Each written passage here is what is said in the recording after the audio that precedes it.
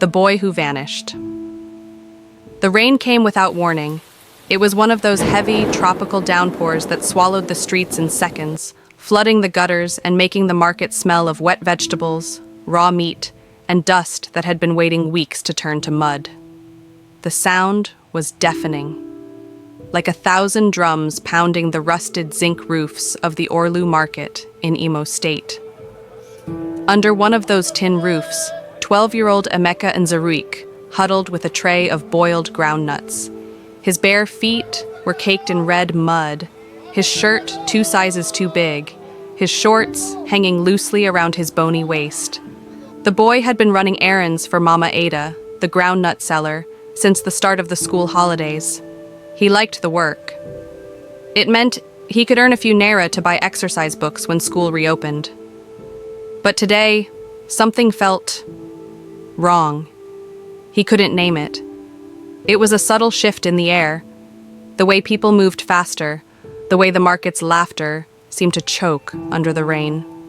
"Emeka!" Mama Ada called from her stall, waving him over. "Take these to the bus park before the rain scatters everything. The driver is waiting." He grabbed the small bag she held out, tucked it under his arm, and began to run through the crowd. The groundnuts were warm against his ribs, the smell comforting. He didn't see the 3 men standing near the narrow exit of the market until it was too late. One of them stepped in front of him. The man's eyes were small and sharp, like the tips of nails. His name, though Emeka wouldn't know it until much later, was Sergeant Kalu, a local policeman with a reputation for solving crimes, whether or not there was a crime to solve. "Where you dey go?" Kalu barked. "To the bus park, sir," Emeka replied, still clutching the bag. Kalu's gaze dropped to it. "Open am," Emeka hesitated. "It's for open am." The bag was ripped from his hands. Groundnuts tumbled into the muddy water, but it wasn't the peanuts that caught everyone's attention. It was the glint of something metallic inside, a small, cheap wristwatch, the kind you could buy in the market for less than 500 naira. Kalu held it up like it was a stolen diamond. "You think say you smart, Abi? Thief." The accusation was like lightning. Heads turned, voices rose. Someone shouted, "Nah, this small boy?" Another muttered, "God punish poverty." "I no thief anything," Emeka's voice cracked. "I no even know where—" A slap came hard and fast. His cheek burned, his eyes stung. "Carry him go," Kalu ordered the other 2 officers. And just like that, Emeka's life ended, or at least the life he had known. The police station smelled of sweat, kerosene, and fear. The cell was a concrete box, barely large enough for the 5 men already inside. They stared at Emeka when the bars clanged shut, their faces unreadable in the dim light. He stood in the corner, trying not to touch the walls slick with years of grime. His mind raced. They'll call Papa. Papa will come. I'll go home tonight. But Papa never came. Instead, the hours bled into each other. The rain stopped, the night came, the air turned cold. A rat scurried across the floor. Somewhere outside, a drunk sang in a language Emeka didn't understand. The next morning, Kalu appeared at the bars, chewing on a stick of sugarcane. "Small thief," he said, spitting the fibrous pulp onto the ground. "You go confess, or you go rot." "I no thief," Emeka whispered. Kalu's smile was slow and cruel. "Good. Then you go get time to think." Days passed. Nobody came for him. No court date, no lawyer, no explanation. The bag of groundnuts was never mentioned again, nor the watch. It was as if the market incident had been swallowed by a mouth that never spoke truth. One morning, before the sun had even risen, a truck arrived. Emeka was pushed inside along with several other men. No one told him where they were going. The road was long and bumpy. Through a gap in the metal siding, he saw the city blur past. Streets he'd never walked, bridges that cut over wide, oily rivers.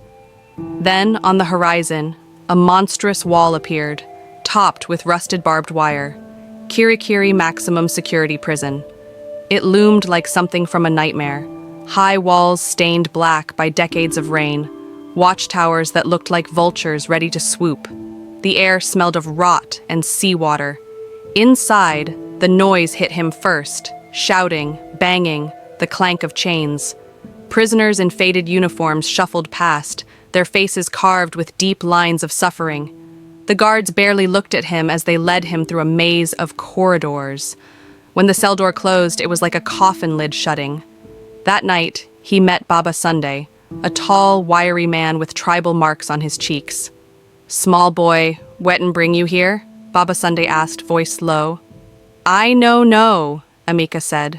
Baba Sunday studied him for a long time, then nodded. "Here, nobody know. Even the ones we kill person no sure say them go ever see judge.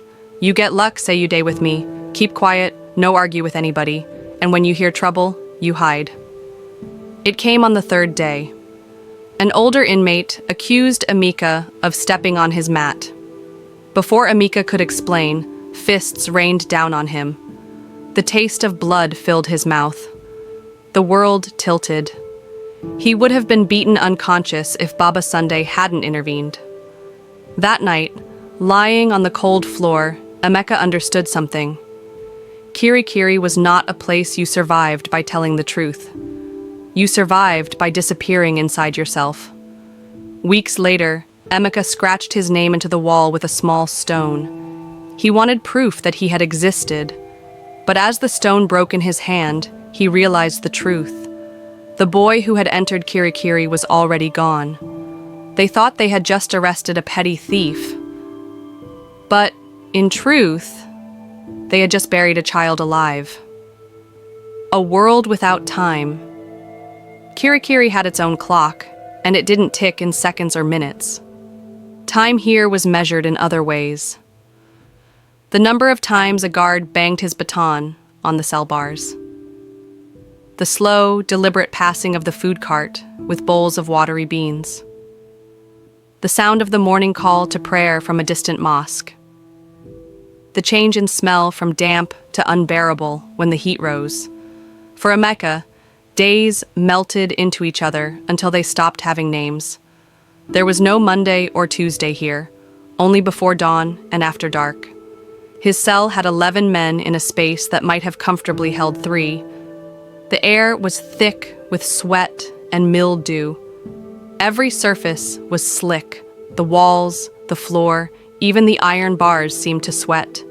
There was no bed, just mats that smelled of years of unwashed bodies. Baba Sunday was his shield. The older man slept near the door, his presence enough to keep most trouble away. But even Baba couldn't protect him from the system, the unseen, grinding machinery of neglect that kept boys like him trapped forever. The first time Amika truly felt hunger in Kirikiri, it was different from the times he'd gone without food at home.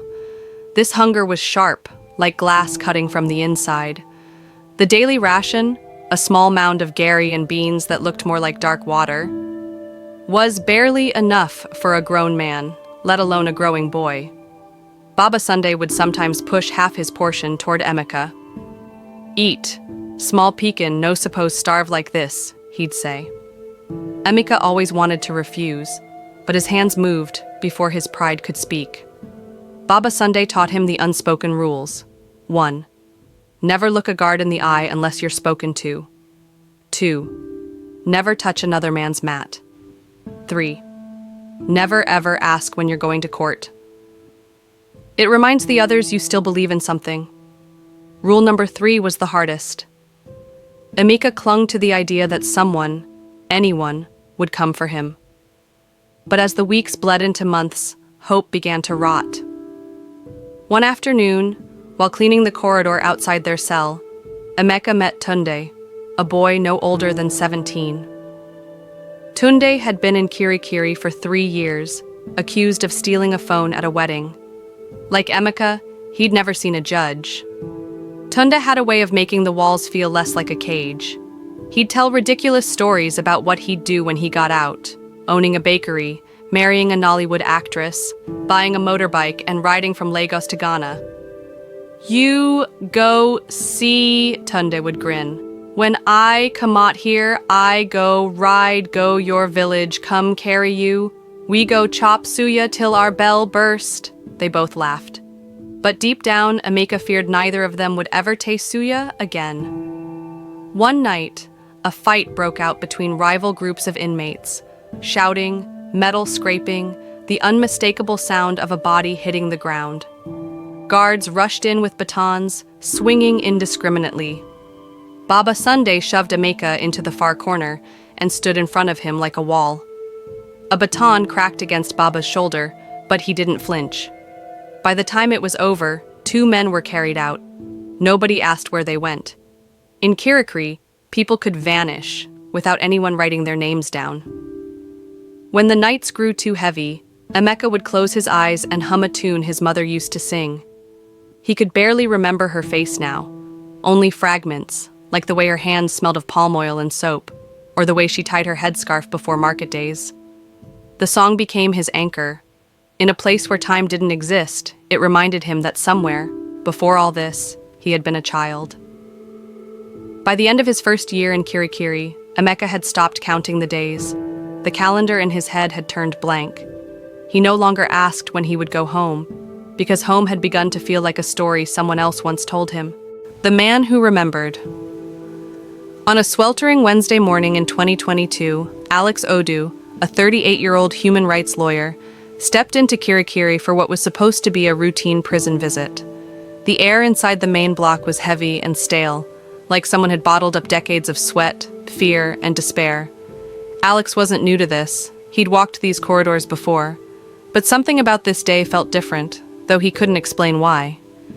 Alex had come with a small team from Justice for All, a volunteer-based initiative offering pro bono representation to inmates who had been awaiting trial for unreasonable periods.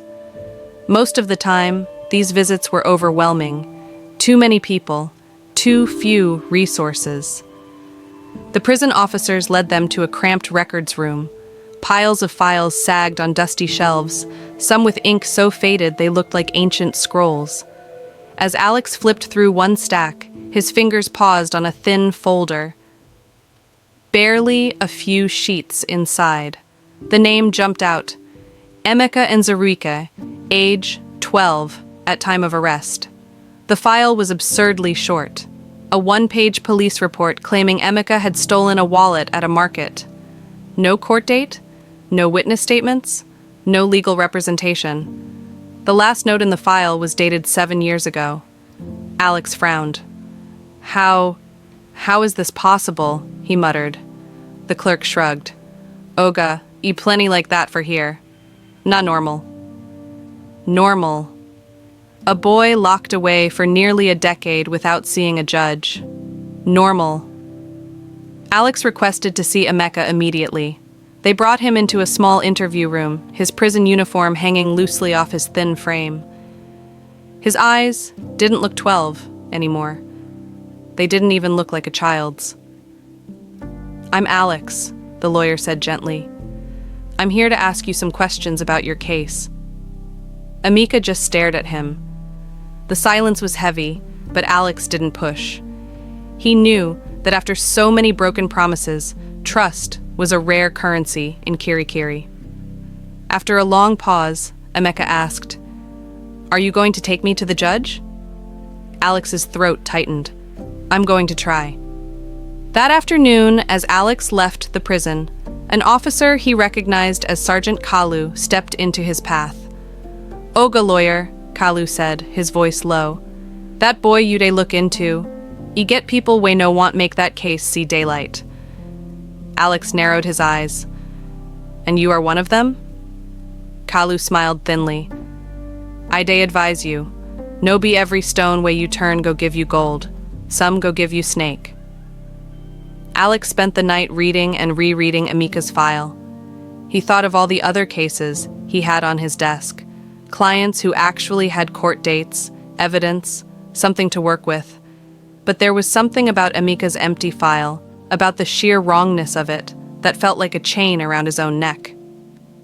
In the quiet of his small Lagos apartment, he decided, "I'm not leaving that boy in there." The next morning, he filed an emergency motion demanding Emeka's immediate arraignment. He knew it wouldn't be quick. Nothing in Nigeria's legal system was. But it was a crack in the wall, and sometimes a crack was all you needed to bring the whole structure down.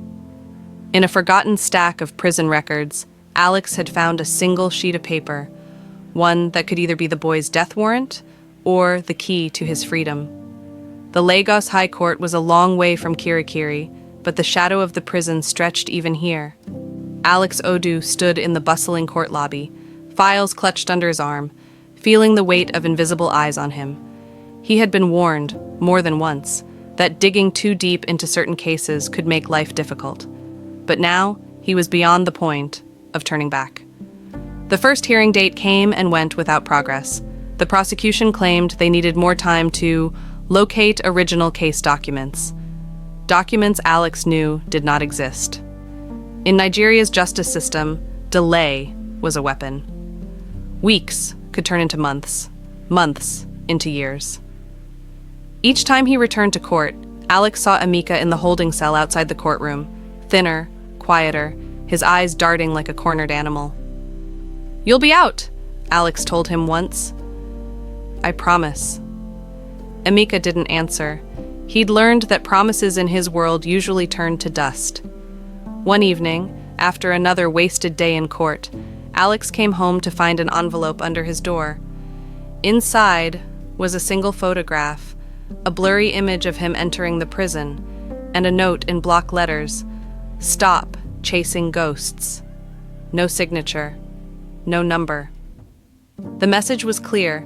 Emeka's freedom wasn't just a legal problem. It was stepping on the toes of people who thrived in the shadows of the system. Determined to gather more, Alex tracked down the arresting officer listed in Emeka's file, Inspector Fatai, a man long retired from the force. Fatai was reluctant to talk, but a few cups of palm wine loosened his tongue. "That boy," Fatai muttered. "He was never supposed to reach Kirikiri, case small like that. I hand am to station DPO, then dem transfer am. I no hear anything again."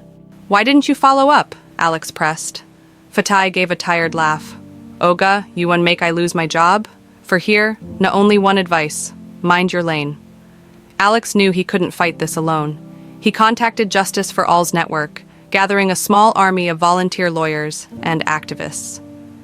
They began a media push, carefully, to avoid tipping off those who might block the case. Stories about forgotten inmates appeared in blogs and radio shows, never naming Emeka directly, but making his situation harder to bury. 3 months into the battle, Alex finally received notice. Emeka's case had been assigned to a judge. The trial date was set for the following week. Alex called Baba Sunday in the prison through a contact. "Tell Emeka the day is coming," he said. The night before the hearing, Alex's car was sideswiped by a black SUV that sped off without stopping. The crash wasn't fatal, but the message was undeniable. In the quiet of the hospital waiting room, Alex stared at the ceiling and thought about quitting. But then he remembered the look in Emeka's eyes, a mixture of fear and the faintest spark of belief. He knew he had to show up in court, no matter what. The next morning, as Alex walked into the courthouse with Emeka's file under his arm, he didn't know if this would be the day he freed the boy, or the day the system swallowed them both. The last gate. The Lagos High Court felt like a different planet compared to the suffocating, rust-colored walls of Kirikiri. Yet for Emeka, standing in the dock, the air felt just as heavy. Alex stood beside him, adjusting his tie, his face calm, but his stomach a knot of nerves. In his briefcase lay every scrap of paper, every statement, and every argument he had prepared for this moment. The judge enters, the clerk's voice rang out. "All rise."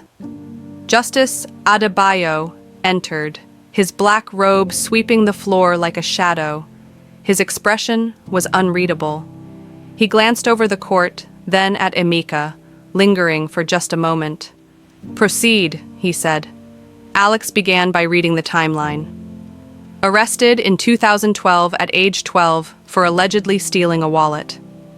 No formal charge ever filed. No legal representation assigned. Detained in Kirikiri Maximum Security Prison for nearly 10 years without trial. Gasps rippled through the small audience in the gallery. The facts were brutal, undeniable. Alex turned toward the bench. My lord, this is not just a miscarriage of justice. This is the burial of a child inside a prison cell. If the law means anything, then this court must act today.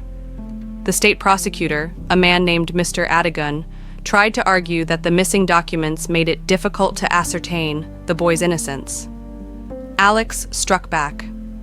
The burden is not on a child to prove he should not be in prison. It is on the state to prove why he should be there. And for a decade, the state has done nothing. When both sides had spoken, the courtroom fell into an almost sacred quiet. Emeka stood still, eyes fixed on the floor. Justice Adebayo leaned back, his fingers steepled. He looked from Alex to the prosecutor, then to Emeka. Finally, he spoke. This is unacceptable. I hereby order the immediate release of Emeka Nzeruik. This boy has suffered an injustice that no child should endure. Let the record show. This court condemns the circumstances that allowed such a situation to occur. For a moment, Emeka didn't move. He just stared at the judge, the words not sinking in. Alex placed a hand on his shoulder. You're going home, he whispered. That evening, Alex walked beside Emeka as the prison gate swung open. The sun hit the boy's face, and he squinted like someone seeing daylight for the first time. Baba Sunday stood in the distance, smiling through tears. You made it, boy, Baba said. You made it. In the weeks that followed, Emeka was placed in a safe house run by volunteers from Justice for All. He started school again, slowly relearning how to be free. One night, Alex asked him what he wanted to be when he grew up. Emeka thought for a moment. A lawyer, he said. Like you. So no other boy gets left behind. They tried to erase him. They failed. But in the cracks of Nigeria's broken justice system, how many more Emekas are still waiting?